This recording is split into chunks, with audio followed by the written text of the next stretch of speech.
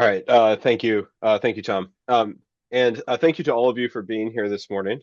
Um, I am I'm excited to present this talk for a number of reasons. One of which is that we're pretty excited about CANDOR. It's an interesting instrument, and we haven't gotten a lot of time to play around with it yet, as I'm sure you're aware, and as I'll talk about a little bit. The other reason I'm excited about this talk is because um, after I was kindly invited to give this, I was talking to Brian Moranville about it a little bit, and I was like, well, what are people interested in at the Orso meeting? And he was like, you can be like as nerdy as you want about reflectometers with this group of people. So this is going to be fun. I'm going to get into the details of the instrument. Feel free to interrupt with questions if anything I say isn't clear. Um, and um, and we'll go from there. Um, let's see. So Candor has been coming for a long time. It took about I think about 20 years between the kind of first concept and when the instrument was actually built. And Chuck Marjak, listed here, is the reflectometry group leader here at the NIST Center for Neutron Research, and this is really his brainchild. Um, the instrument was completed in oh goodness, it was right before COVID, so early 2020. We were commissioning it during COVID, with all of the physical separation limitations and that sort of thing, which made for an interesting time. We got one cycle, one reactor fuel cycle of science out of it, and then of course the NIST reactor had its incident, and we've been essentially down ever since. The plan is for things to come back online in January. I think that's what they're still telling us. And so we're starting to kind of ramp things up and make sure everything's working again. This is a brief outline of the talk. I'm just going to talk about, well, what is CANDOR and how is it different from existing reflectometers? And then basically, I'm just going to walk through the path that a neutron would follow through the instrument, how the beam is prepared and collimated, what the various devices, upstream devices are, downstream devices, especially the detector, which is really the novel part of the instrument. I'll talk very briefly about polarization capabilities. So full disclosure, I'm a soft matter scientist. I'm a biophysicist by training. Um, and so my interest is very focused on soft matter aspects of things and sample environments. And I think when we get to the end, you'll see my bias toward that coming through when I have a few thoughts on what the future looks like with an instrument like this. I'll talk about data collection and reduction. I will talk about the extraordinarily low background of this instrument, why that is, and what that allows us to do. What we hope to do in the future, and then again, like I said, some thoughts moving forward on sample environments and how they interact with an instrument of this sort. This is the engineering and science team. This picture here, I don't know if you can see my cursor. Let me go to something more visible. This is the engineering and science team, but actually there were a lot of other folks involved in the instrument as well. And this is an attempt to be a comprehensive list. So a lot of people's work and time has gone into making this possible.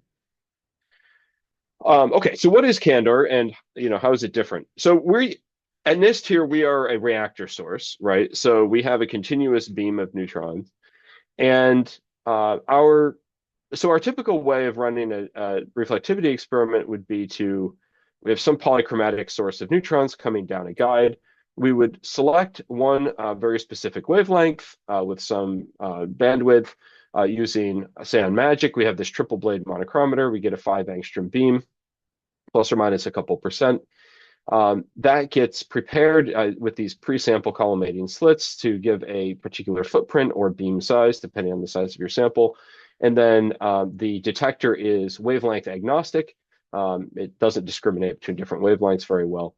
And it's in our case, it's a helium tube detector. And so if we wanted to collect data for a reflectivity curve, we would march through different theta and 2 theta pairs, and we would collect the reflectivity curve one point at a time. Now, of course, many of you are involved in neutron time of flight instruments, where you might fix the angle, but then you actually have an energy dispersive detector. However, you don't have a continuous source of neutrons, right? You have pulsed neutrons. So CANDOR basically puts these two ideas together. We have a polychromatic beam and an energy dispersive detector, and this gives us a significant increase in neutron flux, usable neutron flux. So this is what CANDOR looks like. The geometry of the instrument is essentially exactly the same as MAGIC. And most other reflectometers, of course. And this is a polychromatic source coming in, so the CANDOR is at the end of the guide.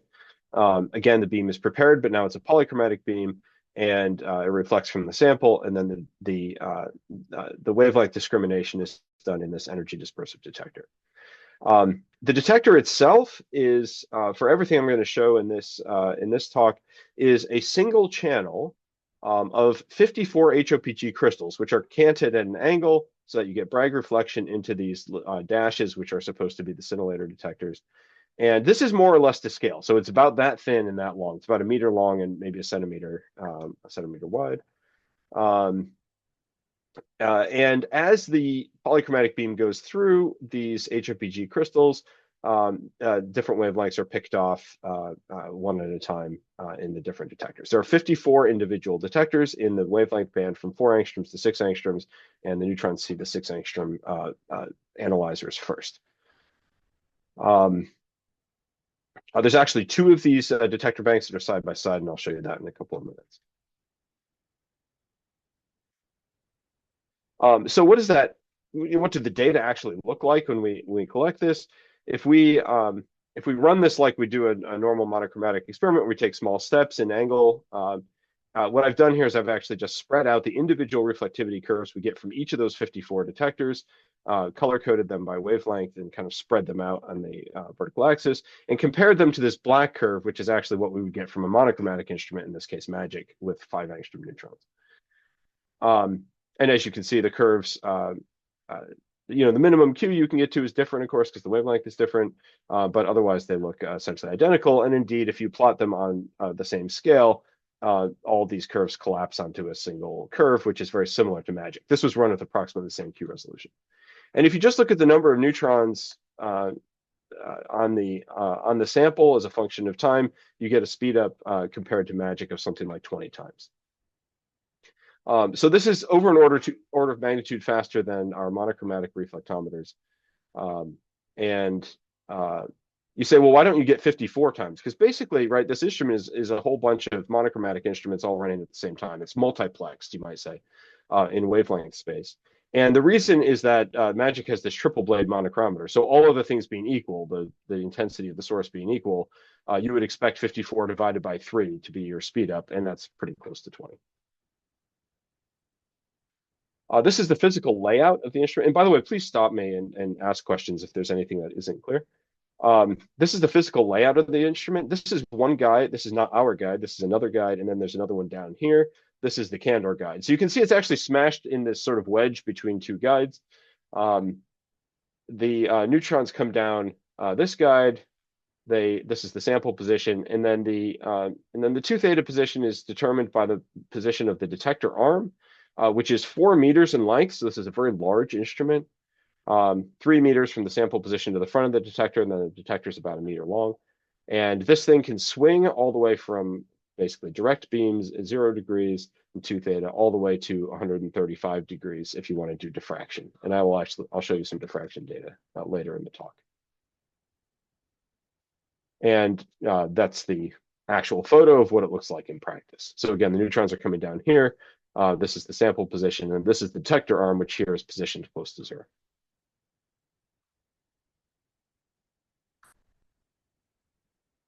So how do we prepare the polychromatic beam? Of course, right, so we have a reactor source. There's a cold source, which I haven't talked about. It's liquid hydrogen. So the peak wavelength is somewhere around 5 angstroms, I believe, 4.75, maybe something like that. It comes through the shutter, and then there's immediately a beryllium filter, which eliminates all of the neutrons below 4 angstroms wavelength. The next thing that the neutron beam sees is a 6 angstrom deflector.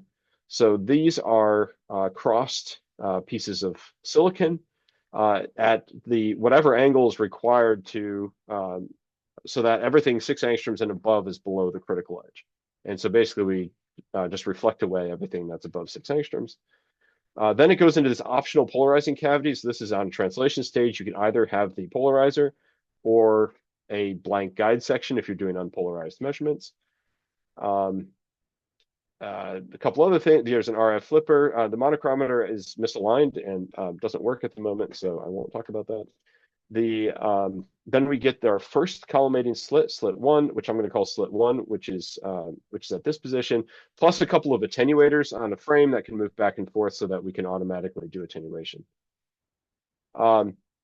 Slit 2 is the second pre-sample slit. So these are really your collimating slits for the beam preparation. And in between the two is a long guide section. This is called the converging guide. Normally the walls of the guide are parallel, but they're motorized so that they can take on a tapered shape that increases the beam divergence to about 2 degrees. Why it's called a converging guide instead of a diverging guide, I'm not entirely sure. I guess because the walls converge and the beam diverges, but it's a little confusing, but the idea is that you're increasing the beam divergence. We haven't gotten a lot of chance to play around with that. I'll talk a little bit about that again later in the talk. Okay. The polarizer is this double V configuration. And again, it can be replaced with a blank guide section. The polarization is extremely good. It's over 99%. The current estimate I got from my hard matter colleagues is 99.8% beam polarization, but this is pending characterization. And to paraphrase, they said it's high enough that it's really annoying to measure. We do have back polarization capabilities using helium-3. These are in place, but because we've been down for several years, we haven't been able to test these yet. And in one of the first measurements using the polarizer, we were able to achieve a flipping ratio of over 90 with this setup. Let's talk a little bit more about the pre-sample collimation. I mentioned that we have these two collimating slits, slit 1 and slit 2. Again, extremely standard reflectometer setup. But this is where I get to diverge into one of these sort of reflectometry nerd kind of things. It turns out that if you move this slit 2 as close as possible to the sample, this gives you some advantages. If you're willing to trade some of your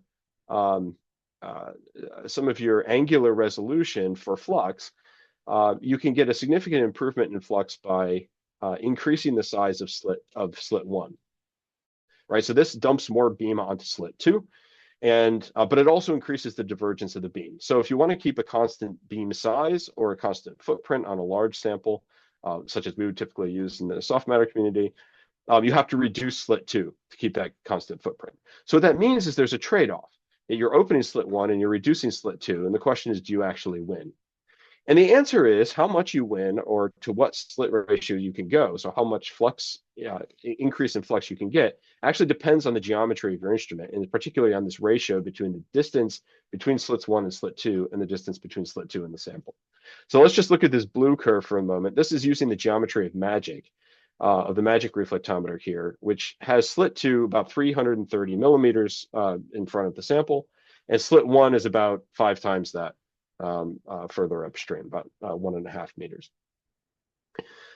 So what you see is that as you increase the slit 1, slit 2 ratio, you get an improvement in the flux. So this point at 1, this would be a 1-to-1 ratio, and the flux improvement is 1. So this is all scaled to 1 for all these instruments. And if you were to increase the slit 1 to slit 2 ratio, say to a 2-to-1, you would get an increase in the flux from that. But then at some point you have to decrease slit 2 to keep the constant beam size, and so it turns over and you don't get the improvement anymore.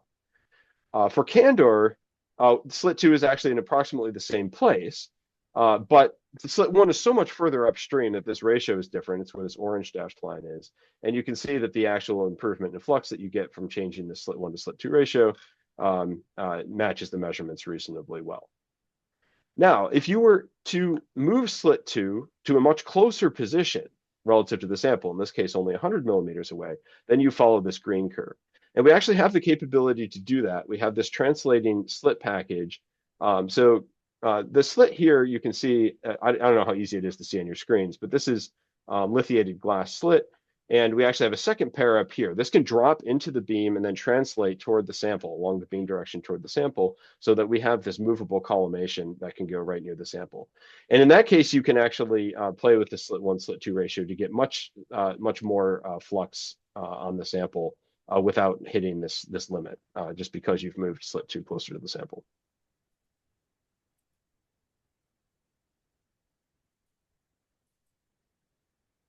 All right. Any questions on that? Okay, excellent. I will keep going. We also have an adjustable post-sample slit where the blades can actually move independently.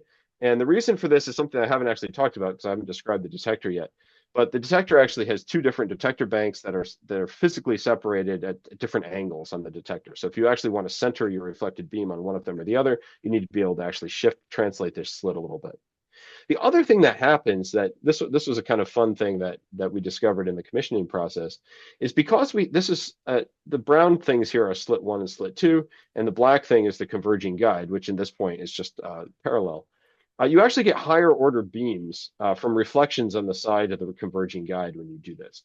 So here's your source aperture, here's your slit 1 aperture, here's your slit 2 aperture, and of course the direct beam is the one that you're interested in. But you also get this single bounce beam, and you actually can get double bounce beams, triple bounce beams, and that sort of thing as well. And that shows up at around 1 degree in our geometry from the converging guide. So we need to get rid of that. And so having these movable, adjustable post-sample slit is really important for that. Okay, so let's talk about the fun part, the detector. So what actually is an individual detector? I already talked about these banks of the 54 HOPG crystals, but what are the actual detectors? So this is a scintillator material. I'm not going to go into this in much detail. You can check out this paper if you're interested in the sort of chemistry. It's a lithium and silver and sulfur mixture, if I'm not mistaken. It's a scintillator. So when a neutron hits it, you get an optical signal. There's silicon photomultipliers that amplify that signal. And this is what they look like. The scintillator material is in these bundles of fibers, and each detector is 3 bundles of fibers. Looks like that. Here's what they look like when they're all lined up and attached to some of the to the preamplifiers. So this is 17 of 18 in a single one. Oops, this line shouldn't go there. It should go over here. So each one of these dark black things is an array of these scintillator detectors. We're looking at it from the top. And you can see these white slashes, which are changing angle as you go down the detector. These are the HOPG. And so actually what we have 2 detector banks in our current detector, and they're sort of mirrored one from the other. They're separated by a very thin reflective layer. I forget exactly how thin it is. It's only 1 or 2 millimeters, I think. And so the 2 detector banks are actually very close together. But one of them will reflect in one direction, one of them the detectors are in one direction and one in the other. Okay.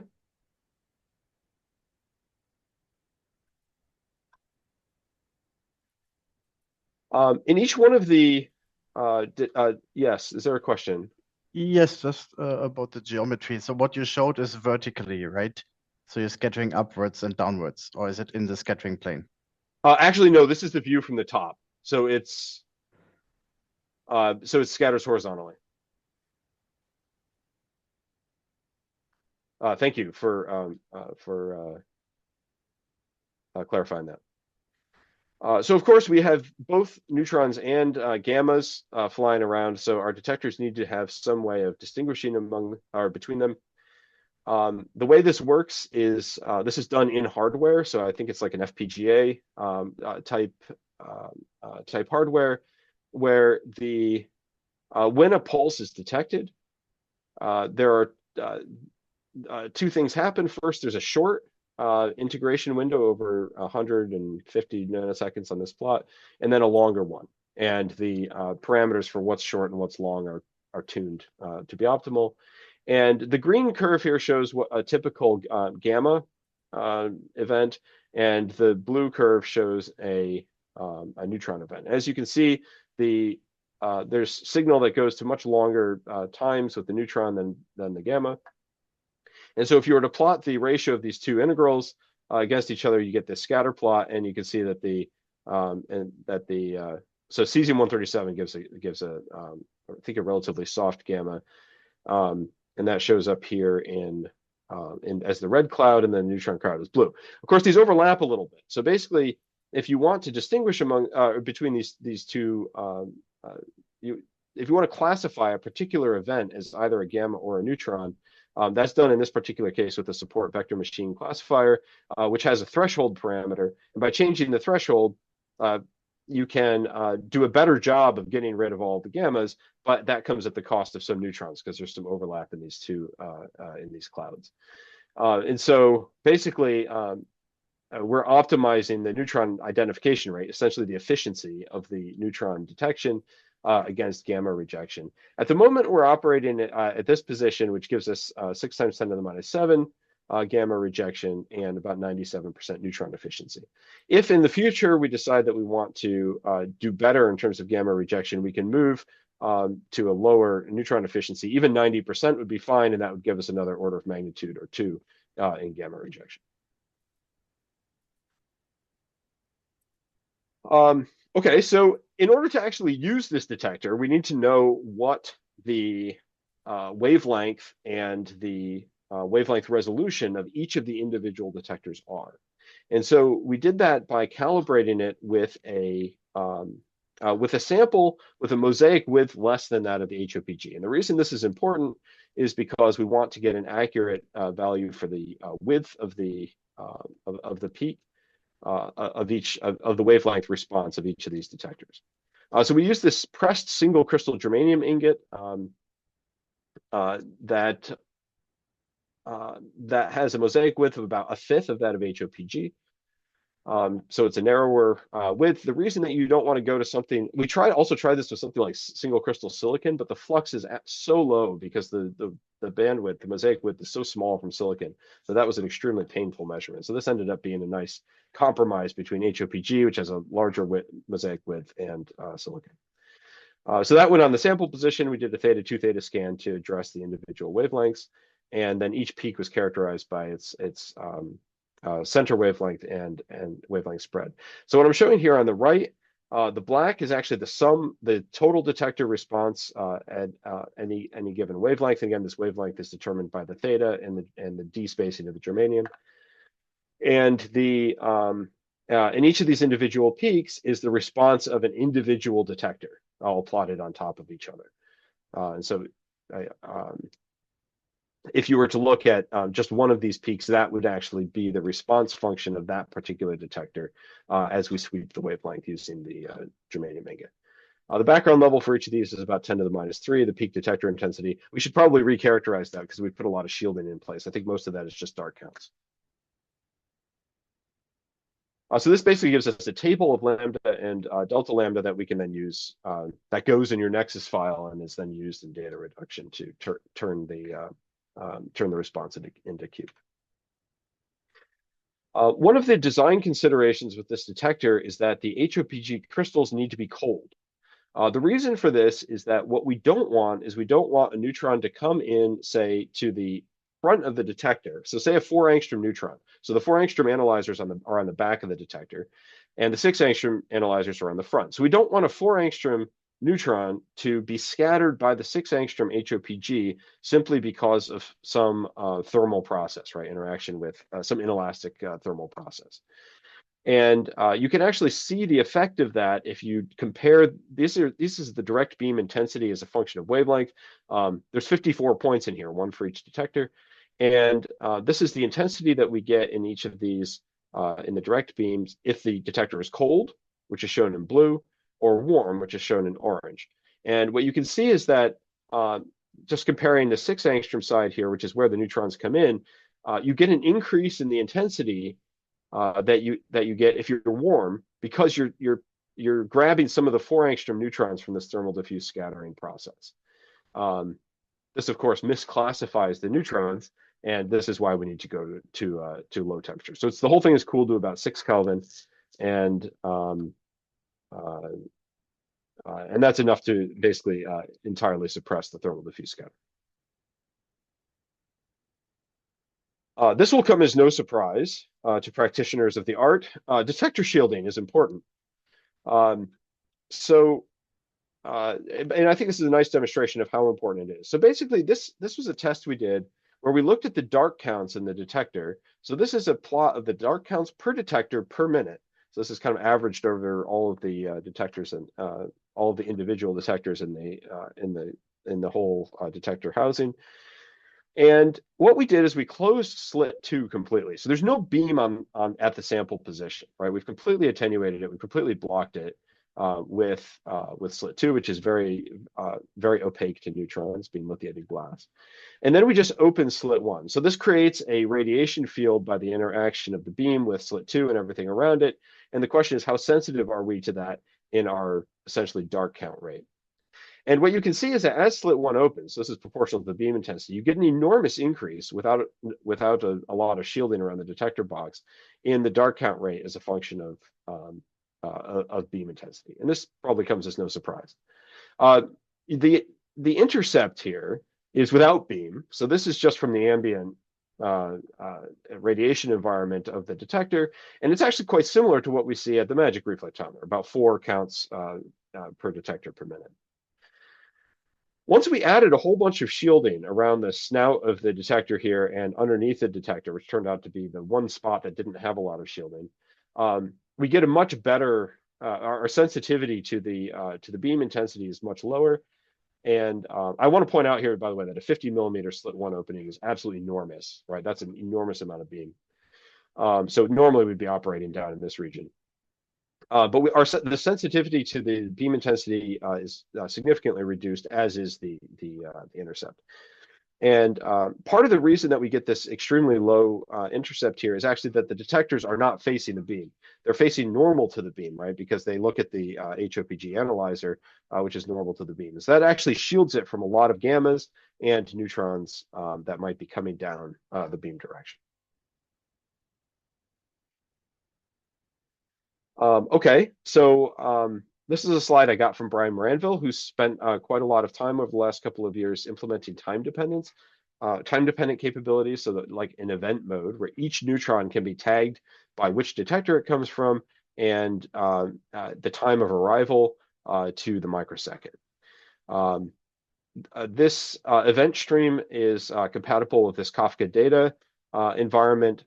Sample environments can emit events, as does our control software, things like starting, stopping, pausing, resuming, that kind of thing. On top of that, Brian's built a rebinning interface so that a user can take this bag of events and slice it in whatever way that one wants to do. This is web-based. The bins can be chosen in all sorts of different ways, including by synchronization signals like a stroboscopic measurement. And then you can get a Nexus file that you can then process with your standard reduction. Currently, this is only accessible inside NIST because of IT security limitations at the moment. Hopefully, we can expose this to outside users at some point. I think users can also download the bag of events themselves for analysis later.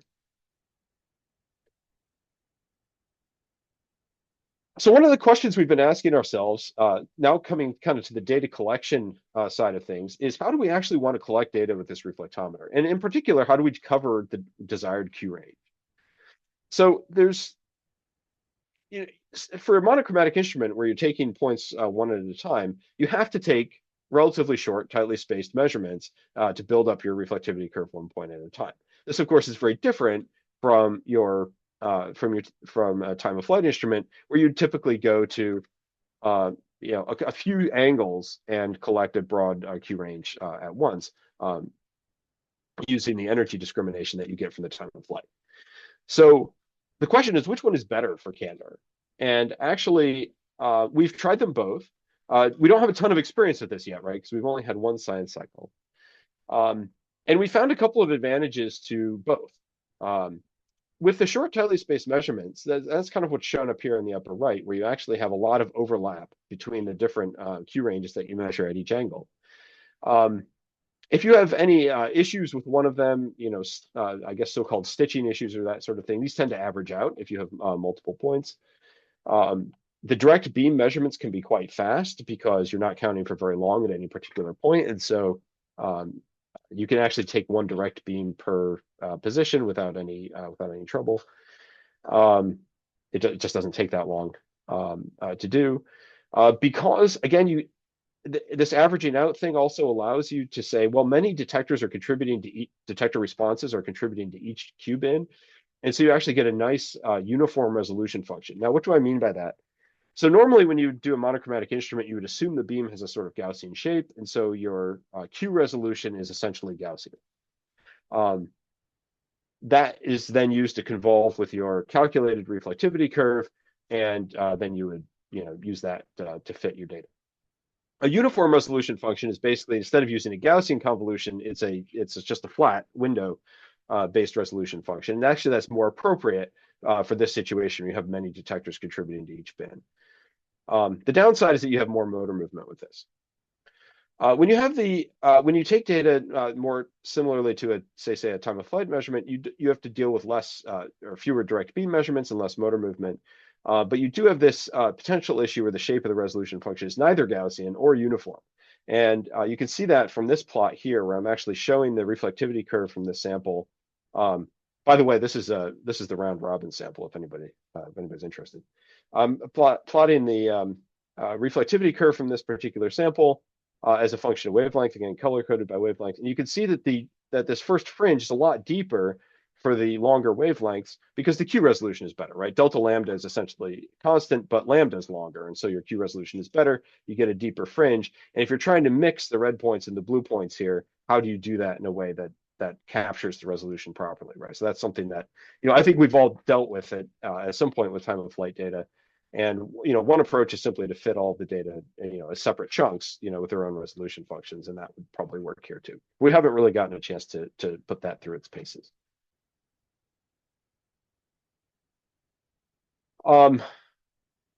This is another kind of detail of the instrument that we found. We found that we had excess counts at 4 angstrom, so on the back near the beam stop.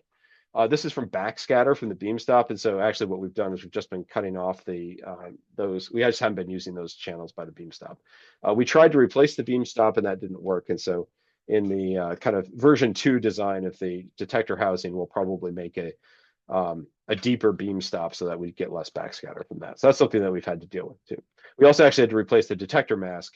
Basically slit 4, the one right in front of the detector. I didn't really talk about that. We had to replace that with a sandwich of borated aluminum, gadolinium, and borated aluminum to reduce scatter from that. And that actually worked quite well. Comparing the blue and the orange curves, you can see it reduced it by factor of 3 or more. Okay, so let's look at some data now from CANDOR. So these are some of the early measurements that were done on the instrument to kind of put it through its paces and see what it could do. And this is a sample. This is platinum on silicon. It was measured in air. It was made by a postdoc here at the NIST nanofabrication facility. And data were collected on MAGIC and CANDOR. So CANDOR is in these red points and MAGIC is the black. And what's remarkable about this curve is if you look at the Q scale, we're getting reflectivity fringes out to 0.5. And reflectivity is down to 3 times 10 to the minus 8. I'm sorry, I actually don't know how long the data were collected for this. But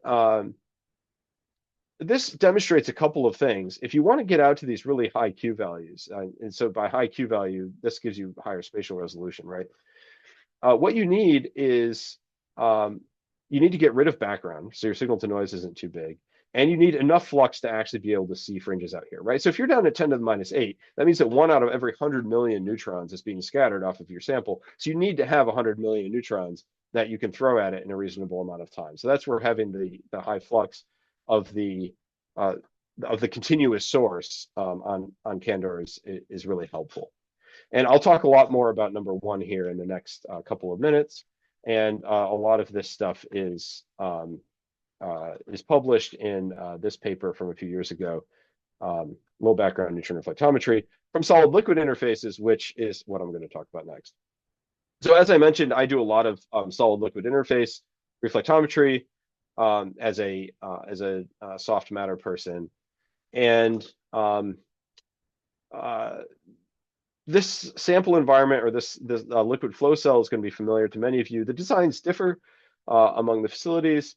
This is the one that we use at NIST. It's a sandwich of silicon with a gasket, but the beam doesn't see the gasket, right? We limit the footprint of the beam on the sample. The beam comes in through the silicon sample wafer, reflects off of the liquid surface, and then the reflected beam also leaves through the silicon sample wafer. We use a silicon backing wafer. In some facilities, a plastic piece is used here. This has a disadvantage of scattering your entire transmitted beam into background.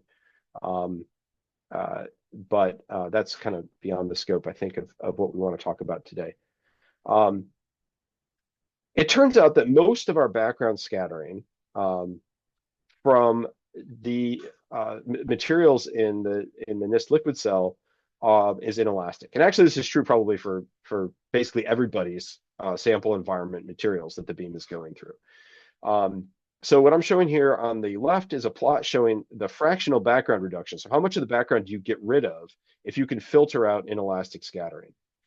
And I know that that filtering out inelastic scattering is a fuzzy concept, but so because there's always like quasi-elastic scattering, that sort of thing. I'm not talking about that. I'm talking about kind of big changes in the in energy. And for silicon itself, you get rid of about 80% of the background. In other words, at least 80% of the background is inelastic in this case. For D2O, it's almost the same. It's about two-thirds of the background is inelastic out at these high Q values, and for H2O, it's about half. Air, it's about three-quarters is inelastic, and it's not just us that found this. This is a SANS study using I think 8 angstrom neutrons and a chopper geometry. This is by John Barker, also here at NIST.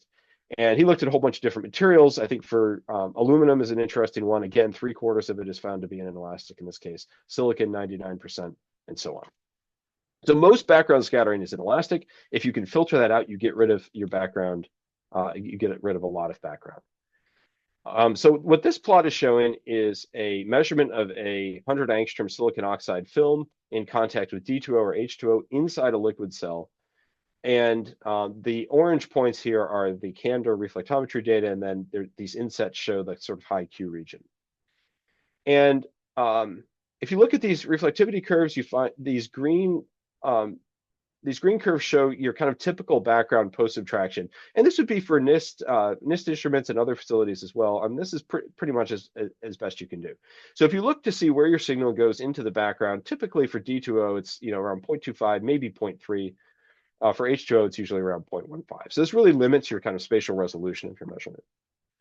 With CANDOR and the inelastic rejection of all of this background, what we get is we can see reflectivity curves down at 1 to 2 times 10 to the minus 8 for D2O, and 10 to the minus 7 or better for H2O.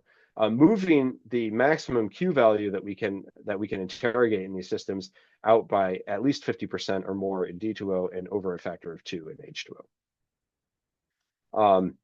Now, this is with a fair amount of data. This is 18 hours of counting on CANDOR, which is for the right sample, you might want to do that. For standard samples, maybe not. This is comparing to MAGIC that has an energy analyzer in there. And 30 hours of counting on MAGIC, and you can see that even though in principle the background should be just as low on MAGIC because we have an energy analyzer on the detector, we just don't have the flux to actually see these fringes. But on CANDOR we do, because we have the high flux measurement. So these are the two principles, right, of this low background, high resolution measurement. You need high flux and you need low background, and CANDOR does that sort of automatically. It turns out you can also run CANDOR as a powder diffractometer. This is sort of raw, kind of unreduced data from a metal organic framework sample. And we actually used this sample to get a calibration, wavelength calibration independent measure of the detector arm motion accuracy in this region, and it's about 0.005 degrees. So that's quite good. That was one of the things we were concerned about because this detector arm is 4 meters long, right? It's heavy, and how do you actually get sufficient accuracy in the motion of the detector arm? So that seems to be okay. Where do we want to go in the future? The CANDOR detector currently has this single pair of detector banks, and eventually we'd like to expand it to 9 pairs of detector banks, so 18 total. So 18 times 54, whatever that is, it's just over 1,000 total detectors. In principle, if we can run all of these detectors at the same time, this gives us yet another order of magnitude in measurement speed on the instrument, which is both exciting and a little bit terrifying. This would allow us to also collect simultaneous specular and background data, which is one of the really nice features of position-sensitive detection that we don't frequently use here at NIST. And the way that this works is the converging guide. So basically, if we taper the converging guide, we get this divergent beam, and then we have these 9 pairs of detector banks that will be covering a 2-degree range in scattered beam, and we can look at all of those at the same time. Now, there are dead zones between these detectors, so we don't know if there's going to be any issues with that. Do we need to actually scan the detector across the beam when we run in this mode, that kind of thing? These are all things that we're going to look at when we start back up. The only thing holding us back here is money, actually. We don't have the budget at the moment to do this expansion, but from our view, of course, this would be an extremely valuable investment in this instrument going forward. I'd like to take the last couple of minutes here just to talk a little bit about my views and thoughts on the new generation of neutron reflectometers that are coming out. And CANDOR is maybe the first of these, but certainly not the only one. All across facilities worldwide, people are thinking about how to make these instruments faster, and there's a lot of really exciting work going on there. And the question is, how does this change how we approach running samples? And these are kind of disorganized thoughts. I'll probably put my foot in something that I shouldn't, based on the meeting so far. But I think it might be a useful thing for the community to be thinking about over the next couple of years. And let's just start with the cost analysis. So NIST is a relatively inexpensive place to produce neutrons. 1 day of beam time costs us, at a single instrument, costs us about $10,000 US.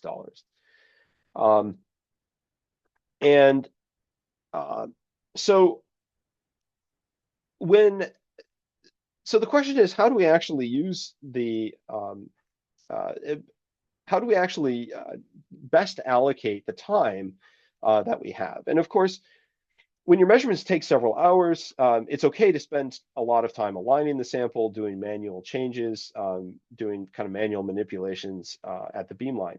But when your samples take 5 minutes to run, which is really where we're going with this new generation of reflectometers, it's different, right? So I can have a user write a script for a set of automated, or a set of operations to do on the instrument. If it takes them 20 minutes to write that script, which it typically will for for an inexperienced user, that's 4 samples that I could have run, right? If it takes me 20 minutes or 15 minutes to align a sample, that's 3 samples that I could have run. Right, so suddenly the calculus becomes really different. The cost-benefit analysis becomes really different.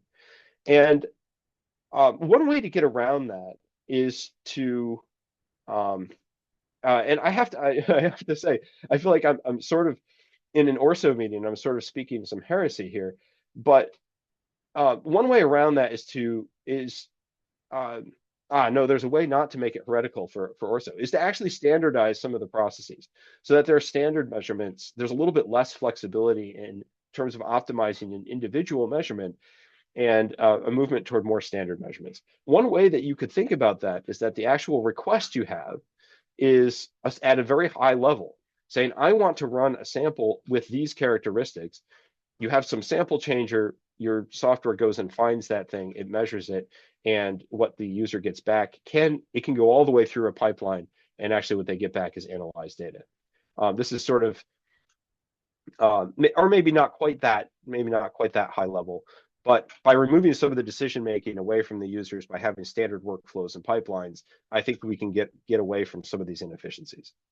Another thing that is important to me, and unfortunately, I came back from holiday over the weekend, and I missed the sample environment talk because I ended up being ill when I came back. So I'm actually excited to listen to Anton's talk about this. But the other part of this that I'm kind of passionate about is sample environment. If it costs you $10,000 a day of beam time, one OEM syringe pump or valve switcher, this is for liquid handling, of course, this is kind of my field, but is much less than that. Where things become difficult putting together a bespoke sample environment for a particular experiment is in the software development. But that can be quite easy if there's been some upfront work in creating configuration tools, kind of like Artur's model builder, where you have a tool where it's easy to configure something and define methods for it to run. And this could potentially become very worthwhile to invest in experiment-specific or class of experiment-specific automation hardware. Now, this is what sample environment does, but my argument here is that this could be made more modular and actually reconfigured for particular instruments. And the cost of this may start to pale in comparison with the beam tool. One example of this that we've been working on here at NIST during our long outage is sample prep automation for solid supported bilayers. So this is a system we've made. It's been called RoadBot. It can create solid supported bilayers of essentially arbitrary lipid compositions. So you put stock solutions of the lipids in this liquid handler, it will mix them up and create solid supported bilayers of these arbitrary lipid compositions. And it can do so in a multi-channel mode. So you probably can't see this picture very well, but there's actually 3 boxes down here. These are quartz crystal microbalance measurement devices. And each one of these liquid handling spaghetti things is a separate channel. It's a separate little liquid handling setup that can store and inject these solutions. One of the advantages of this, from the discussion in the conference so far, is that your sample prep now is done as part of a sample environment, which automatically generates metadata, experiment logs, and can flag any errors or irregularities that happen. And this speaks to the reproducibility issue. The other thing, of course, you can do if you have a really fast reflectometer is you can actually reproduce your data. You can run the experiment 3 times, which in my mind, or more, which in my mind is actually the gold standard for reproducibility. Those are your real error bars. If you want to do this, though, one also has to think about the entire pipeline, reduction and analysis.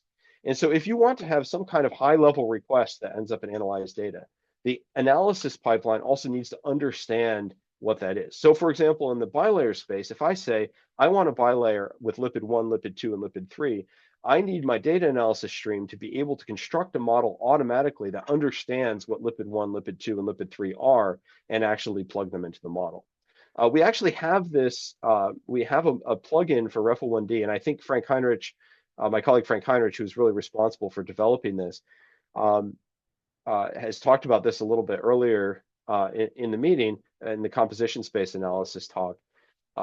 But this actually allows us to handle arbitrary lipid compositions or peptide or protein sequences where we can generate the appropriate SLDs and volumes of these things so that we can fit data in an automated pipeline. To be fair, we don't have the pipeline completed yet, but we're working on that now. This whole effort is actually part of a larger project called the Roadmap Project. This is targeting antimicrobial and membrane active peptides. I'm not going to talk much about the project, but it basically is a closed loop thing where we collect some data, we analyze those data in the context of a machine learning model, and then we decide what data we want to collect next. And this is why, of course, we need to have these high-level requests. In this particular case, we've actually developed some software tools for interacting with people and software through an API, where the sample environment and the reflectometer are basically both devices kind of on the same scale. We're used to thinking of sample environments as things that we plug into our reflectometer, like a USB stick into a computer, right? It's a minor component, but it's something that we just sort of augment the reflectometer with. I think personally that going forward, we're going to need to start thinking of the reflectometers because they're going to be so fast. They're going to be able to generate data so quickly um, that we need to reimagine our sample environment and the reflectometers as individual components of a larger data collection ecosystem that's going to require more precise coordination. One could even imagine running multiple users' experiments at the same time in this kind of in this kind of view. Hopefully this isn't too specific for soft matter, though. I think this is soft matter sample environments can be particularly complicated in this way. So that's all I have. Thank you so much for your attention. This is my email address if you want to get in touch with me, and I'm also happy to answer any questions you might have now.